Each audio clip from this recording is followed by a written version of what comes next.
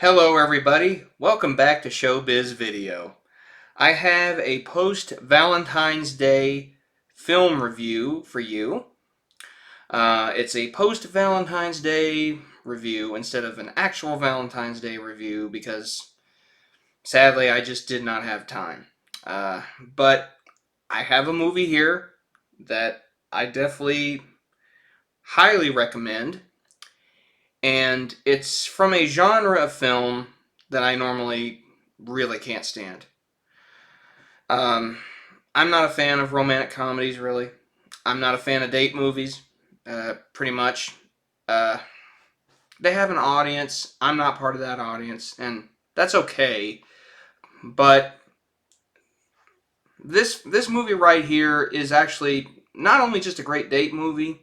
You can watch this with your wife or your girlfriend, but you, the guy in the relationship, will actually think this is hilarious too.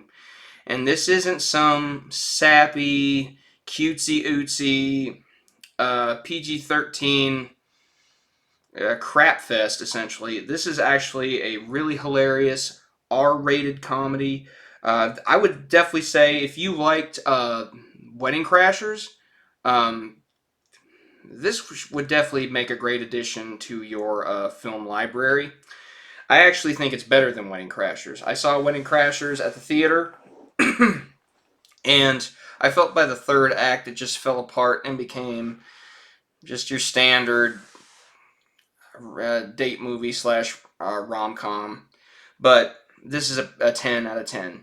And that is the 2015 romantic comedy directed by Jeremy Gerlich, starring Kevin Hart, Josh Gad, Kaylee Coco, Jorge Garcia, Alan Ritchson, Mimi Rogers, and Cloris Leachman. The Wedding Ringer. Also, there were some surprising cameos that I did not see coming when I saw this at the theater. The plot is Josh Gad is getting ready to marry Kaylee Coco. In 2 weeks, he has no best man and he has no groomsman. So he finds Kevin Hart's character, who is a best man for hire.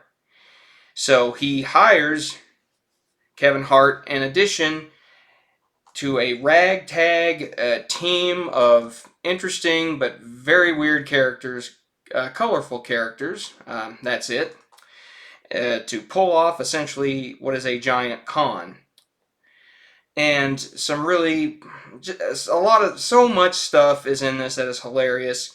The Kevin Hart character has to go under an alias. He has a fake name and a fake occupation, because when he goes to meet Josh Gad's future in-laws, he can't just say, "Hi, my name is Jimmy," the character's name, by the way. "My name's Jimmy, I'm a best man for hire, how you doing?" He goes under the, I don't know, how, I couldn't have come up with a fake name like this myself. Even when it comes to the situation, how he was able to come up with the name, I would have drawn a blank if it were me.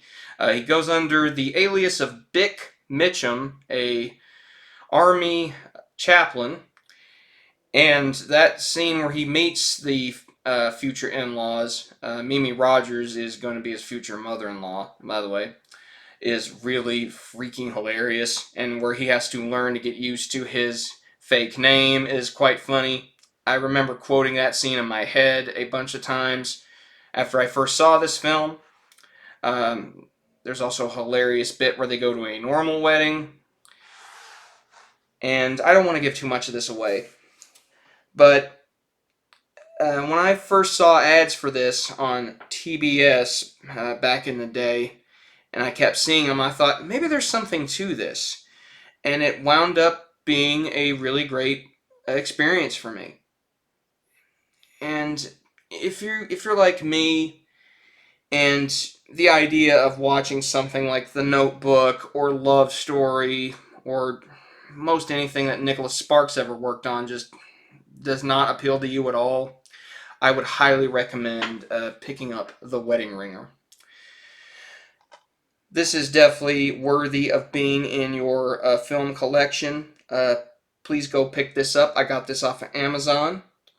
This was part of the haul video that I did just yesterday, and I don't remember it being much.